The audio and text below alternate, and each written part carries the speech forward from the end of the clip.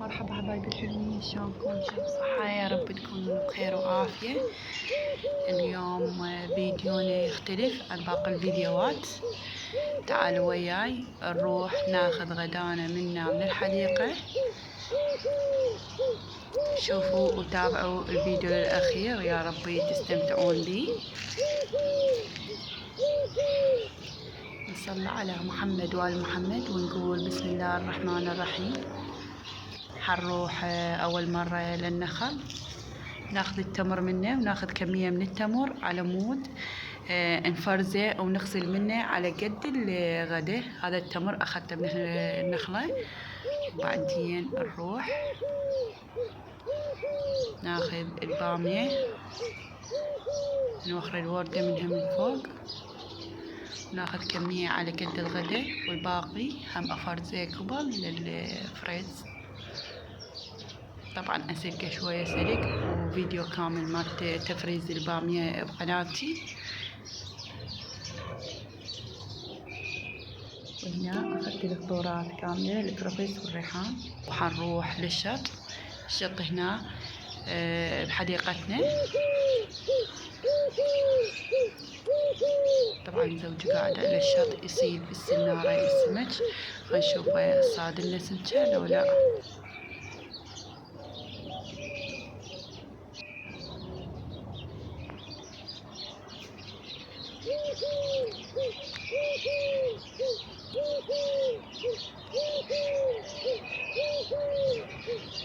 نزلنا قبل الشط.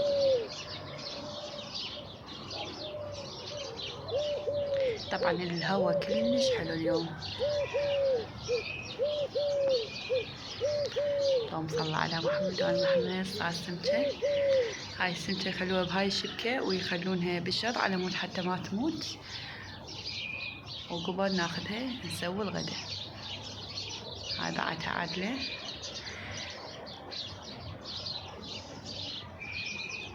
حننظفها. عندها كمية من السمك. طبعا يصيد مو شبك بالسنارة، فيصيد السمك مختلف وحدة وحدة. نظفت السمك، هنا ملحته، حملحه كله من البطين ومن الظهر. هنا راح أعجن وأخبز بالتنور طين. أخذت الطحين.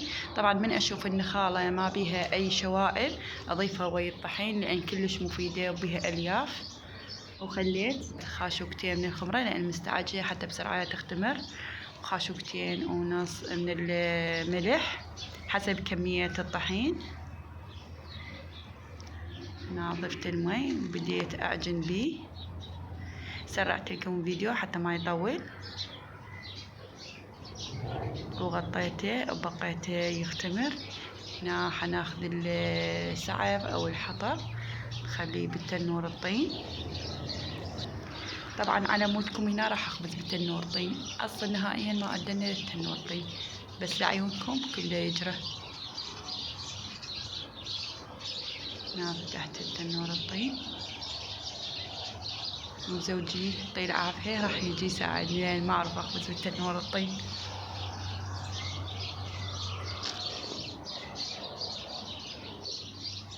اختمرت العجينة وأجيت أشنق.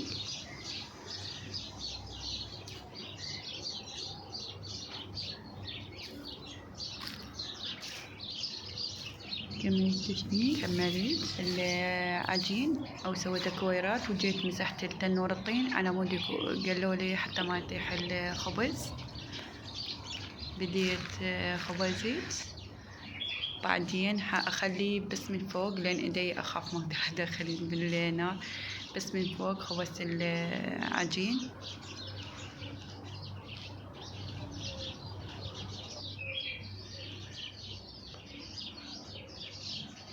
استوى، طلعته.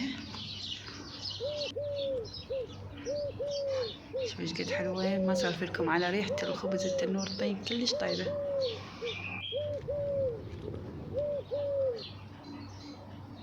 طبعا زوجي ساعدني من جوا، ما اقدر لا اصفق العجين من جوا ولا اقدر اطلع، صارت ناره قوية. هنا اكل خبز. شكرا لأن ساعدتني. وهنا بديت أترم السلطة، وبعدين سويت التمن البزل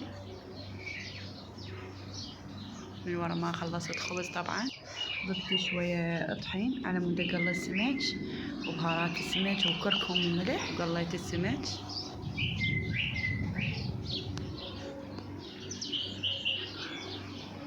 هنا التمن طبعا ضفت له بصل وفلفل أخضر، حمسته كل زين. حطيت البهارات الصحيحة من البصرة والقرنفل وفلفل أسود.